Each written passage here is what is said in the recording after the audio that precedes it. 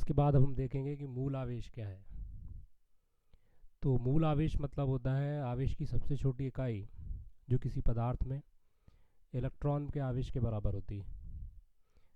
यानी इलेक्ट्रॉन पर आवेश की मात्रा को मूल आवेश कहा जाता है।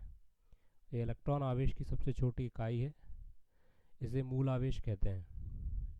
इस पर आवेश का मान 1.6 गुणे 10⁻⁻19 कूलाम होता है। यह भी स्पष्ट है इस बात से कि 1.6 गुणे 10⁻⁻19 कूलाम से कम आवेश संभव नहीं है, अर्थात आवेश की न्यूनतम कोटि 10⁻⁻19 कूलाम होती है। इससे कम आवेश की परिकल्पना नहीं की जा सकती। अभी हम जान चुके हैं कि किसी भी वस्तु में वैद्युत का गुण तब आता है जब वस्तु आवेशित होती है। तो वस्तु के आवेशित होने का सिद्धांत क्या है? तो हम सब जानते हैं कि प्रत्येक पदार्थ परमाणु से मिलकर बना है और परमाणु इलेक्ट्रॉनिक रूप से उदासीन होता है, मतलब इस पर कोई आवेश की मात्रा नहीं होती। प्रत्येक पदार्थ असंख्य परमाणु से मिलकर बना होता है। प्रत्येक परमाणु के नाभिक में धनावेशित कण, प्रोटॉन और न्यूट्रॉन पाए जाते हैं। न्यूट्रॉन पर कोई आवेश नहीं होता। नाभिक के चारों ओर इलेक्ट्रॉन स्थायी कक्षाओं में चक्कर लगाते रहते हैं और इन इलेक्ट्रॉनों पर उतना ही आवेश होता है जितना प्रोटॉन पर आवेश होता है। अर्थात इलेक्ट्रॉन और प्रोटॉन पर आवेश की मात्रा समान होती है। दोनों पर 1.6 गुणे 10⁻⁻19 कूलाम आवेश होता है। अंतर केवल इतना होता है कि इलेक्ट्रॉन पर ऋणावेश होता है, प्रोटॉन पर धनावेश होता है। अगर कुल योग कहा जाए परमाणु में आवेश की मात्रा का तो वो 0 होगा, क्योंकि जितना ऋणावेश होता है उतना ही धनावेश होता है। इसके बाद परमाणु कैसे आवेशित होता है, इसको यदि हमको समझना है तो हमको परमाणु की इलेक्ट्रॉनिक व्यवस्था देखना होगा कि किसी भी परमाणु के अंदर इलेक्ट्रॉन नाभिक के चारों ओर स्थायी कक्षाओं में चक्कर लगाते हैं और प्रोटॉन नाभिक में होते हैं। जो इलेक्ट्रॉन नाभिक के पास स्थित होते हैं इन्हें हम बद्ध इलेक्ट्रॉन कहते हैं, और जो नाभिक से दूर होते हैं इन पे नाभिक का आकर्षण बल अपेक्षाकृत कम होता है। ये मुक्त इलेक्ट्रॉन कहलाते हैं।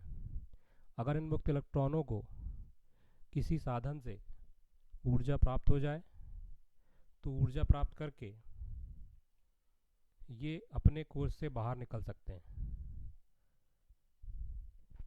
अपने कोश से बाहर जब ये निकलते हैं तो किसी परमाणु के अंदर इलेक्ट्रॉनों की संख्या कम, अर्थात ऋणावेश कम हो जाता है,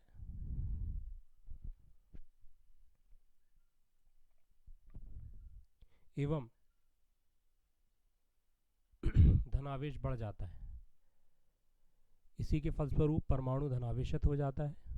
यदि उसके बाह्यतम कोश से इलेक्ट्रॉन बाहर निकल जाए, इसके अतिरिक्त अगर किसी पदार्थ में बाहर से इलेक्ट्रॉन आ जाए तो उस पदार्थ में के परमाणुओं में ऋणावेश बढ़ जाता है, जबकि धनावेश जितना था उतना ही रहता है। ऋणावेश के बढ़ने के कारण वह परमाणु ऋणावेशित हो जाता है।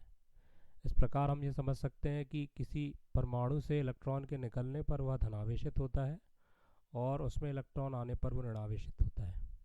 और इन धनावेशित ऋणावेशित परमाणुओं के कारण ही जो उदासीन से धनावेश ऋणावेश में परिवर्तित हुए हैं पदार्थ आवेशित होता है और पदार्थ में वैद्युत का गुण आ जाता है। ये वैद्युत का गुण अलग अलग तरीके से आता है। दैनिक जीवन में हमको दिखाई देता है कि अगर हम कांच को अथवा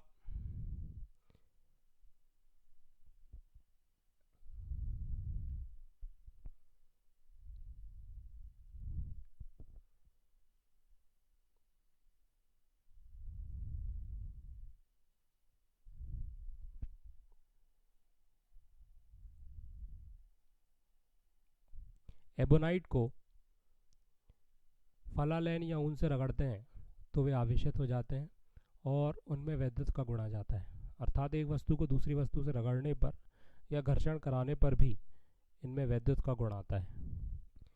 घर्षण के गुण के कारण जो ये वैद्युत का गुण दिखाई देता है, वैद्युत के इस गुण को घर्षण वैद्युत कहा जाता है।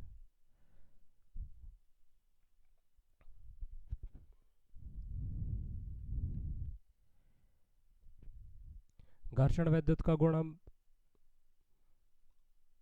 बादलों के बनने पर भी देखते हैं। जब बादल आपस में रगड़ते हैं तो रगड़ने के कारण उनमें चिंगारी निकलती है जिसे हम बिजली कहते हैं।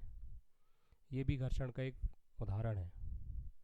वैज्ञानिक बेंजामिन फ्रैंकलिन ने जब विद्युत के गुण का आविष्कार किया था तो विद्युत के गुण के आविष्कार के समय उन्होंने यही दिखाया था और एक पतंग की सहायता से आसमान में घर्षण विद्युत उत्पन्न होने से विद्युत के गुण की खोज की थी। विद्युत के गुण की खोज के लिए एक उपकरण प्रयुक्त किया जाता है जिसे स्वर्णपत्र विद्युतदर्शी कहते हैं। इस स्वर्णपत्र विद्युतदर्शी की सहायता से हम ये पता लगा सकते हैं कि किसी वस्तु पर आवेश कौन सा है और इससे आवेश का परीक्षण हो सकता है। आवेशित वस्तुओं के गुण के आधार पर हम ऐसा मानते हैं कि वस्तुएं दो प्रकार की होती हैं, विद्युत की सुचालक और विद्युत की कुचालक। वे वस्तुएं जिनमें मुक्त इलेक्ट्रॉन अधिक संख्या में पाए जाते हैं वो विद्युत की सुचालक हैं। जिनमें मुक्त इलेक्ट्रॉन नगण्य मात्रा में होते हैं वो विद्युत की कुचालक हैं। जिनमें विद्युत का चालन संभव होता है वे विद्युत की सुचालक कहलाती हैं। जिनमें विद्युत का चालन संभव नहीं होता वे विद्युत की कुचालक कहलाती हैं। ऐसी वस्तुएं जिनको स्वर्णपत्र के पास ले जाने पर पत्तियां फैल जाती हैं, ऐसे पदार्थों को चालक कहा जाता है।